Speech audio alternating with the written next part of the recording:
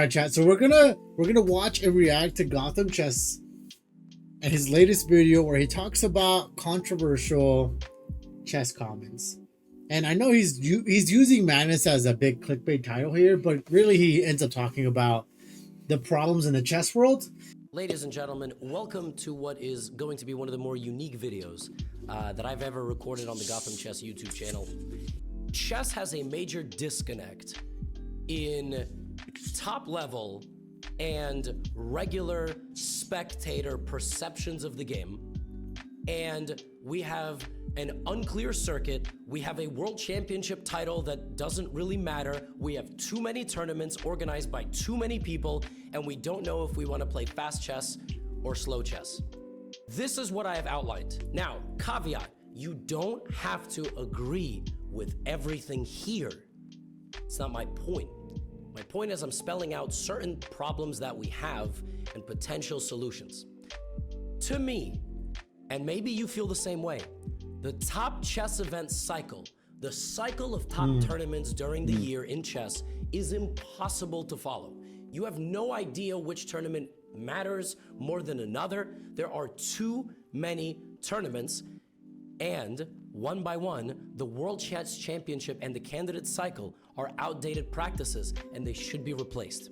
So, yeah, we can skip most of it knowing the bullet points. Yeah. I do agree the World Chess Championship and candidate cycle, I think it's really dumb. Like, I actually really agree with Magnus in I think whatever the conversation, the World Championship title should include Rapid and Blitz. I think Rapid and Blitz are too relevant nowadays for us saying that the best chess player in the world is the best in classical, but kind of leaving out Rapid and Blitz, I think is a bit silly and ridiculous.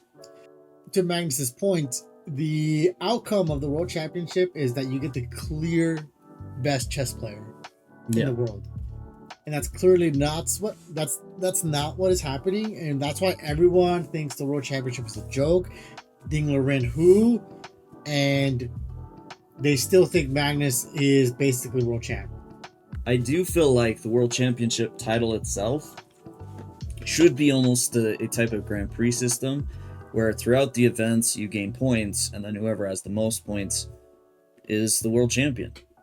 Here's where I think your Grand Prix points could falter, is I do think there is a value to commercializing the World Championship, and there's a better chance of commercializing a head-to-head match than to commercialize a bunch of events and a leaderboard just going up and down. See, but the last few years, it's actually shown quite the opposite. I mean, the tournaments that are getting a lot more viewership overall is the cycles, right? The ones that happen every year. Yeah, the ones that happen every year. That include like the Magnus Carlsen Chess Tour or whatever it's being called now, gets way more viewership than the World Championship. The only way the World Championship gets more viewership is because the title is on the line. Yes. But the actual format is boring AF. No one actually wants to watch the World Championship. Like, if you were to take that same format that the World Championship has and just have it be a strong cash prize and not an actual title, no one gives a fluff. Like, no one watches that compared to the tournament circuits. But the head-to-head is exciting. It would be interesting if they did it like some like fighting sports, where the head-to-heads, because I'm telling you, there is value in head-to-head, which is why so many sports do it that way.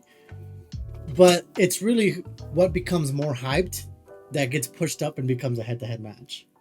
Like, oh, this guy is doing really well, rising up the ranks, and he challenges this other fighter, and now everyone's excited to see these two fighters fight, and then they go at it. You're like, wow. Well, and that's how it used to be. That's how the World Championship was. Is it was more of, you get the interest, you get the sponsorship, and you can just challenge the world champion directly. Yeah. See, I like that. Yeah, I think that'd be sick. If you really wanted to build excitement, I think a lot of like a World Cup format, I think would build a lot more interest. Where you have a knockout. Knockouts are fun. Like if you just want to build interest, knockouts are fun. You have a knockout. You have brackets. You basically steal like the NBA, the NFL type system. I think that would get overall a lot of hype as far as one event. Yeah, and I think that the commercialization of the World Championship should be priority number one. Because then I think everything else will come behind it. I think hype will come behind it if it can be commercialized. Because that's what they want. Yeah. Eyeballs, hype, people who care. They want people who care about these players like people care about the Lakers or what do you always like to say? Michael Jordan better than LeBron? Oh, absolutely. Like you want to be able to enact Just to that kind of trigger reaction for the chess players, right? Yeah. And the only time that ever happens is when we talk about the greatest of all time and people say Magnus, Kasparov, and Gary. It's like the only time people get that like hyped up about it. Like you actually want it to be all the time. Yeah. With the top players. And Absolutely. so I think it's like number one consideration. I think the World Chess Championship cycle and candidate cycle need to be taken from FIDE. It needs to go to someone else that will be better at commercializing it because FIDE has done an absolutely garbage job. I actually do think chess.com would do it much better. I know they put out an offer for it. I think they should. I think they should. I know a lot of people may not be a fan of that, but chess.com is getting the viewership. They are getting the hype for events, and I think they could not do a worse job than FIDE. Like, absolutely no way they do a worse job than FIDE. So, the opening preparation. What's your take on Invitational? Oh, invitationals? Because he really bags on invitationals. I'm torn on that because I don't feel like there's an issue when it comes to invitationals. Like I know some players are really frustrated, particularly those at like 2650. But here's the issue. I mean, you see it for a lot of these open tournaments. A lot of these open tournaments are very high risk, low reward for these top players. I mean, even if they go to a really, really strong open, they're going to be playing 3 or 4 games against 2,500 players that are very, very good, can take points off of them, but they're gaining very, very little. I mean, Magnus Carlsen gets like 0.8 points for beating a 2,500. Maybe a little bit more than that, like 1.5, but he doesn't get a whole lot for beating a 2,500. And that, you know, that is very frustrating.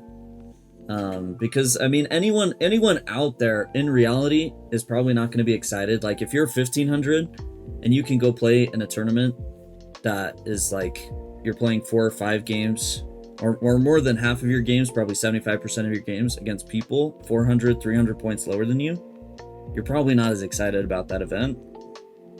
Whereas if you could get invited to an invitational tournament where you're playing people your rating that are going to give you tough games, I mean, you're going to be more excited about that. And so that's really tough because I think for a lot of the top players, you're going to get them easier to your tournaments if it's an invitational because it's a lot more enjoyable for them. Yeah, but I do agree there is a certain eliteness and clique and groupiness that comes about. Because if you're in the inn, you kind of get this cool I'm part of the club feel. Yeah. I will say I do feel like invitationals should have kind of 2 or 3 people that are below 2,700. And should always include wild cards. Yeah, a few wild cards, a few lower rated players, and that's not even just to make them less exclusive, but I also think it makes the events more exciting. Because if you have a few lower rated players that are more likely to lose to these higher rated players, that these higher rated players are less incentivized to play for draws, then it feels like you have more decisive results, more excitement, more variety. And I do think having just a few slightly lower players in the 2650 range is good. All right, here we go. Here are our solutions. So he wants a tennis-like system. No world champion, a circuit of tournaments during the year, majors versus grand slams with world rankings based on the ELO and overall standing. Which I don't know if I disagree with. I think I basically... You said something similar, yeah. Basically. Speed up regular chess with a focus on rapid and Armageddon tiebreaks. See, I don't know if it needs to be sped up as much as I would just say, with this, include rapid and blitz time controls. Really? Because I think their whole point, what Magnus is directing, is no more classical, rapid blitz bullets, and only make 960 classical. Like, that's the vibe they're giving off. Yeah, well, that's what... And I kind of like that. No, it's it's kind of a nice theory, but it's hard to imagine classical ever goes away. Right? I don't imagine it being hard, actually. Really? Yeah, I think the money will talk, and if there's no money in it, it will go by. Yeah. Like wherever the money leaves, it will die. You wouldn't be okay with 960 being the new classic, which is also in the model. I would be super I want happy. 960. I would super happy being 960 like being. We're actually saying classical can stay, but 960 takes the spot. Yeah, no, I would be super happy. I think opening prep is super overrated and lame, and I would rather just show up and actually just play good chess. See, so when I'm saying classical dies, I'm saying normal chess classical dies. And I'd be happy to watch 960 rise to classical. Yeah, which I agree with. I'd love that. I do agree with. I do think a tournament like freestyle chess, as ridiculous as the name is, freestyle chess. I don't think it's that ridiculous. I kind of like it. Okay, freestyle chess I don't mind. The added goat challenge. Well, didn't you hear they were on a goat form? That's why. No, that's a joke. In Bobby's podcast, it was funny. He tried to make a joke. He's like, "Oh, no, it was on a goat form." But it was he was so bad at making the joke, like no one got it, and he had to like really explain. I think it's yeah. I thought that was cringe, but I think it's a really good step. The top players coming together, playing a classical format like that for it, I think was top notch. And I mean, you saw it. Who were the top two at the very end? Carlsen, who we consider number one, Caruana, who we consider number two. So the top guys were still at the top. It's true. Even though we moved it to Chess 960. They just didn't have to stress so much about opening prep. I mean, how fantastic is it? I think if Carlsen's a fan of that, if the top players are enjoying that, then I think that speaks volumes. I think that is the direction just for players to become more enjoyable. I mean, let's talk about Daniel Naroditsky. He doesn't like playing classical. Brilliant player, unbelievable player. That man should be on the board playing some amazing chess and playing some longer time controls. He doesn't like playing classical. And at the Charlotte Open, he didn't play once. He played in the 2-day. Yeah, he played the quicker time. He played the rapid Took bias for the longer time control games. I think there is becoming a computer fatigue. Computer prep fatigue. Just me out. I enjoy playing classical because I like having the extra time and really thinking, but I do have the same sort of opening prep fatigue. It's it's just kind of lame to spend hours and hours and hours and hours and hours and hours, working, and I think some of that can be fun, just as far as getting the depth, finding the fun lines, but then you memorize it and then you show up at the board and it's just this back and forth. Who used the computer better, who memorized better.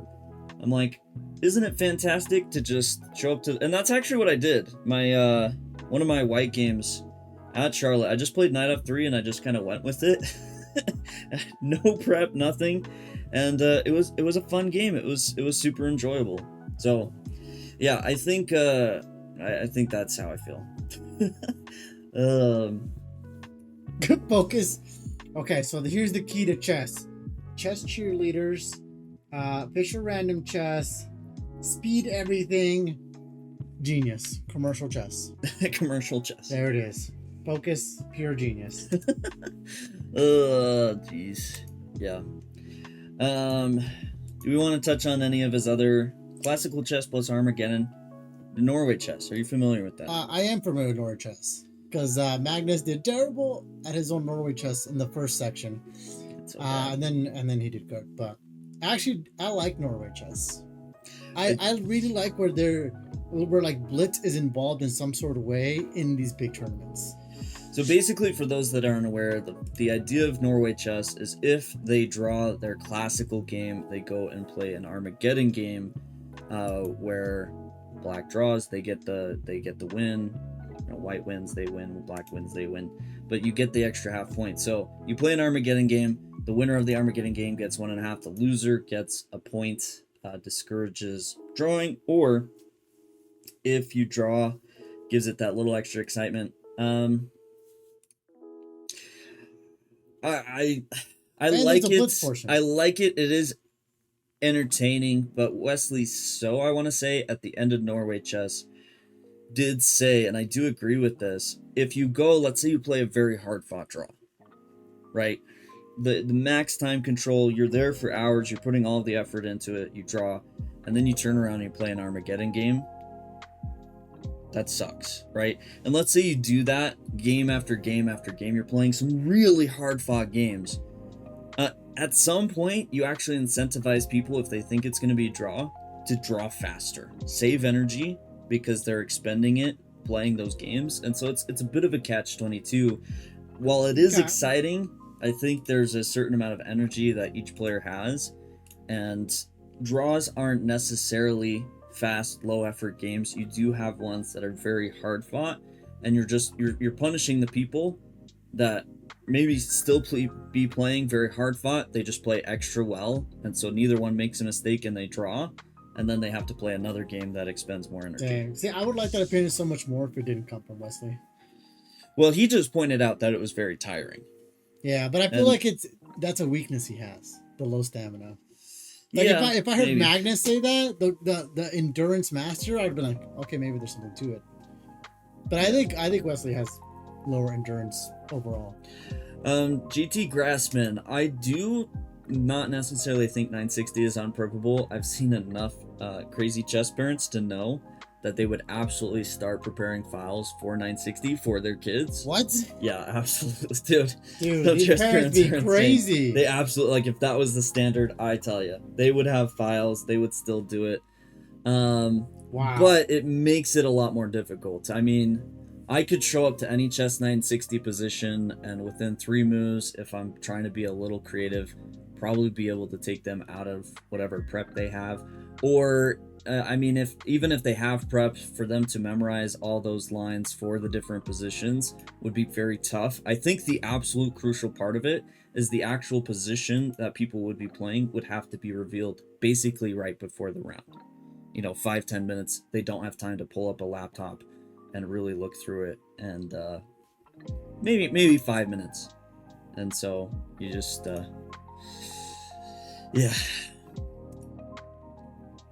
Also, I just want to reemphasize, I really like how a blitz event before the main tournament can affect the main tournament. I love that format. Yeah, like with the freestyle. Yeah, or... well, no, more like Norway. Don't they play blitz first? And then that helps determine something in the classical, and then they build into the classical. Like, I really like that. Include the blitz, use it as a warm-up for them, super fun, and then do the serious stuff. Yeah. Yeah, I do think overall, there should be more rapid and blitz just brought into classical, and I think we are getting there for some of these tournament circuits, these overall prizes. I think FIDE is a continual problem because they suck. And I do think, and I'm hopeful that the freestyle chess continues to bring more Fisher Random Chess 960 events into people's eye. Because, yeah, I think someone like Magnus, they're starting to realize, like, it just sucks. It sucks to continually be preparing. It sucks to be continually memorizing lines. And I think it takes a lot of weight off of the top players to kind of step back and just be able to take their knowledge and play chess. But the ones who will lead the charge, the ones with money. Yep. So chess.com. Yeah, chess.com will lead the charge. I think I like a place like Charlotte. I think they can lead the charge if they wanted to. Yes and no. I think it's hard at a grand scale currently to really get the support and excitement around Chess 960. A lot of people play in tournaments for prizes, yes, but ratings. I don't understand why a freaking watch brand doesn't sponsor chess.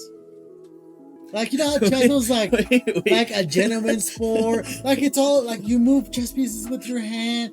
Like, can you imagine having a sick watch while you move the chess pieces? You're right, but after Magnus Carlsen and the controversy with the watch, Can all of Magnus's opponents be the first to get sponsored? No, but really, like, dude, a chess sponsorship comes, a watch sponsorship comes in big. They'll throw out all the rules with watches, for sure. It would be really I'm just good. telling you, like, a watch sponsorship seems to align, like you know, you want the top players kind of dressed up. They dress them up in suit jackets. You have them sitting on a board, like you know how like really cool chairs back on chess.com. That makes a lot of sense. You're on a stream, you're on a computer. You have nice chair. That makes sense. How does watches not make sense? Totally makes sense. Ugh. It makes you mad. It makes you mad. Yeah, the people that I would love to get sponsored on. I know I'm talking about watches, but I would love to get sponsored by Monster Energy. Monster Energy, come on. That would be my number one sponsor choice as of right Anyone now. from Monster is out there?